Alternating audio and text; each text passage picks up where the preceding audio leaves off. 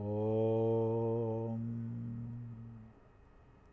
ഗുരുർബ്രഹ്മാ ഗുരുർവിഷ്ണു ഗുരുർദേവോ മഹേശ്വരഃ ഗുരു സാക്ഷാത് പരം ബ്രഹ്മ തസ്മൈ ശ്രീ ഗുരവേ നമഃ.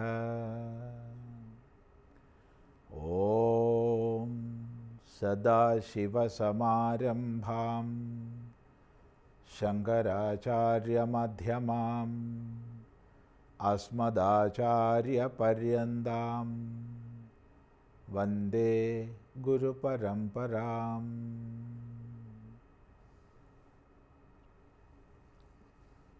അധ്യാത്മരാമായണ ആരംഭത്തിൽ ശ്രീരാമ-സീതാ തത്വങ്ങളെ സീതാദേവി ഹനുമാൻ ഉപദേശിക്കുന്ന ഭാഗമാണ് നമ്മൾ ശ്രദ്ധിക്കുന്നത്. അവിടെ ശ്രീരാമൻ്റെ വാസ്തവിക സ്വരൂപം പരമാത്മഭാവമാണ് എന്ന് സംശയമെന്നേ ഉപദേശിക്കുകയാണ്. ഏകവും അദ്വിതീയവും സത്തും ചിത്തും ആനന്ദവുമായ ഇന്നതെന്ന് നിശ്ചയിക്കാൻ സാധ്യമല്ലാത്ത ആ ഒരു സ്വരൂപമായി നീ രാമനെ അറിഞ്ഞാലും എങ്ങനെയുള്ള നിർമ്മലം, യാതൊരുവിധ മലവുമില്ലാത്ത, മലം അശുദ്ധികൾ, അവിദ്യാദി ദോഷങ്ങൾ ഒട്ടുമില്ലാത്ത, അജ്ഞാനമോ അജ്ഞാന കാര്യങ്ങളോ ഇല്ലാത്ത, അതാകുന്നു നിർമ്മലം. നിർമ്മലം, നിരഞ്ജനം. അഞ്ജനം അജ്ഞാനമാണ്, അഞ്ജനം അവിദ്യയാണ്, അഞ്ജനം മാലിന്യമാണ്, അഞ്ജനം ഇരുളാണ്. ഇത് സ്പർശമില്ലാത്ത കേവല ജ്ഞപ്തി സ്വരൂപമായ, കേവല ജ്ഞാനസ്വരൂപമായ, ശുദ്ധസ്വരൂപമായ ആ ഒരു ഭാവത്തിൽ രാമനെ മനസ്സിലാക്കിയാലും നിർഗുണം, നിർവികാരം, ഗുണരഹിതമാണ്. സത്വരജസ് തമോ ഗുണങ്ങളോടുകൂടി വ്യത്യസ്ത ഭാവങ്ങളിൽ ലോകത്തിൽ ആവിർഭവിക്കുന്നു. ഇപ്പോൾ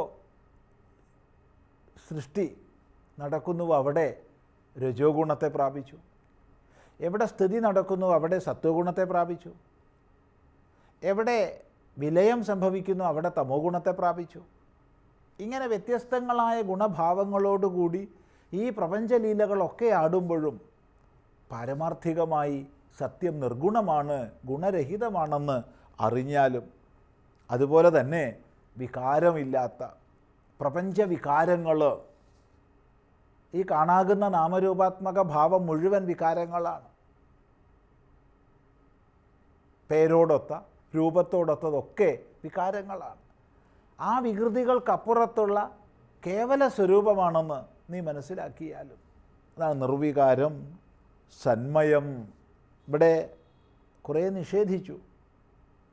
മലമില്ലാത്ത, അഞ്ജനമില്ലാത്ത, ഗുണമില്ലാത്ത, വികാരമില്ലാത്ത എന്നൊക്കെ.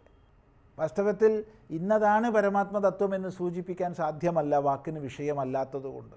എങ്കിലും അപാര കൃപാവാന്മാരായ ആചാര്യവര്യന്മാർ എങ്ങനെയെങ്കിലും ഒരു അവബോധം ഉണ്ടാവട്ടെ എന്നുള്ള സങ്കല്പത്തോടു കൂടി ശാസ്ത്രങ്ങളിലൂടെ ശിഷ്യോപദേശം ചെയ്യുമ്പോൾ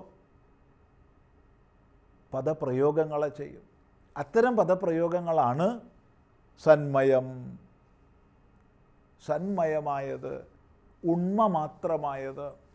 ഇവിടെ സ്വരൂപാർത്ഥത്തിൽ, പ്രാചുര്യാർത്ഥത്തിൽ മയട്ട് സത് ശബ്ദത്തോട് ചേർന്നിരിക്കുകയാണ്.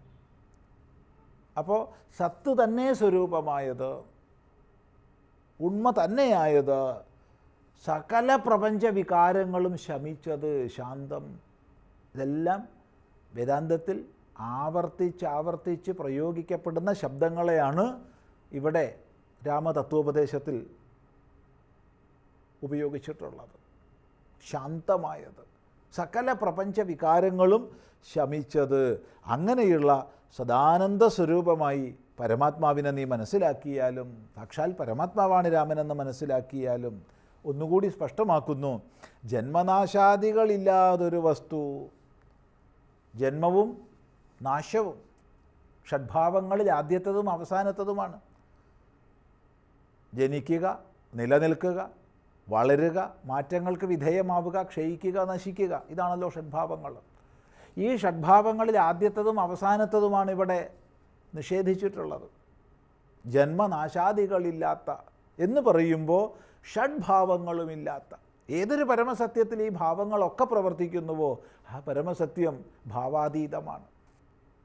അതുകൊണ്ട് ജന്മനാശാദികളില്ലാത്ത വസ്തുവാണ് എന്ന് നീ അറിഞ്ഞാലും സർവത്തിനും കാരണമായ, സർവപ്രപഞ്ചത്തിനും കാരണമായ, എന്തുണ്ടെന്ന് പറയപ്പെടുന്നുണ്ടോ അതിനെല്ലാം ഉണ്മയെ നൽകി നിലകൊള്ളുന്ന, എല്ലാ കാര്യപ്രപഞ്ചത്തിൻ്റെയും ആസ്പദമായ കാരണഭാവം, അതേ സമയത്ത് സർവവ്യാപിയായിരിക്കുന്ന, ഇവിടെ സർവവ്യാപി എന്ന് പറയുമ്പോൾ ഏതെങ്കിലും ഒന്നിൽ വ്യാപിച്ച എന്ന ഭാവം നമ്മൾ എടുക്കരുത്.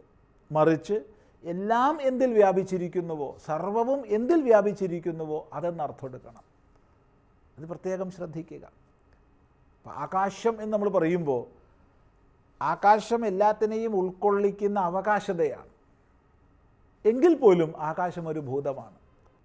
ആകാശം ഭൂതമായതുകൊണ്ട് ആകാശത്തിനും അടിസ്ഥാനമായിരിക്കുന്ന സത്യമുണ്ട്.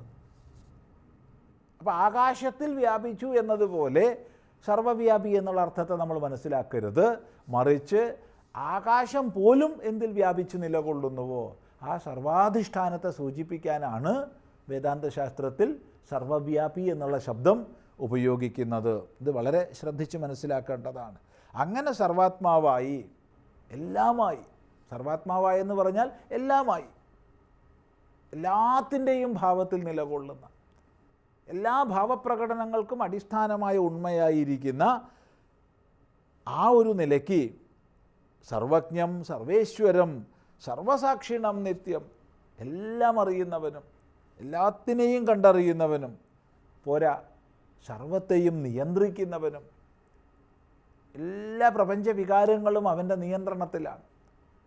അങ്ങനെ സർവേശ്വര ഭാവത്തോടുകൂടി സർവാധാരമായി, നിത്യമായി, നാശരഹിതമായി, നിർവികാരാത്മാവായി, നേരത്തെ സൂചിപ്പിച്ചു, പ്രപഞ്ചവികാരങ്ങളില്ലാത്തതായി നീ മനസ്സിലാക്കിയാലും അവിടെ വളരെ ശ്രദ്ധിക്കേണ്ടുന്ന ഒരു പദപ്രയോഗം കൂടിയുണ്ട്, സർവദേവതാമയം. നേരത്തെ സൂചിപ്പിച്ച ശബ്ദങ്ങളൊക്കെ പരമമായ വേദാന്ത തത്വപ്രതിപാദകങ്ങളാണ് എങ്കിൽ സർവദേവതാമയം എന്നുള്ളതിന് വ്യാവഹാരിക തലം കൂടിയുണ്ട്. അതായത് എല്ലാ ദേവതകളിലൂടെയും ലക്ഷ്യമാക്കപ്പെടുന്നത് ഈ ഒരു പരമാത്മാവാണ്. സർവദേവതകളിലൂടെയും പ്രകടമാകുന്നത് ഏകമായ അദ്വിതീയമായ പരമാത്മാവാണ്. ഈ തത്വം നമ്മൾ ഓരോരുത്തരും ഗ്രഹിക്കണം, നമ്മുടെ അടുത്ത തലമുറയ്ക്ക് പറഞ്ഞു കൊടുക്കണം. കാരണം ഹിന്ദു ധർമ്മത്തെക്കുറിച്ച്, സനാതനധർമ്മത്തെക്കുറിച്ച് നിന്ദിക്കാൻ പരിശ്രമിക്കുന്ന ശക്തികൾ ഏറ്റവും അധികം പറയുന്ന ഒരു വാദമാണ് ബഹുദേവതാവാദം.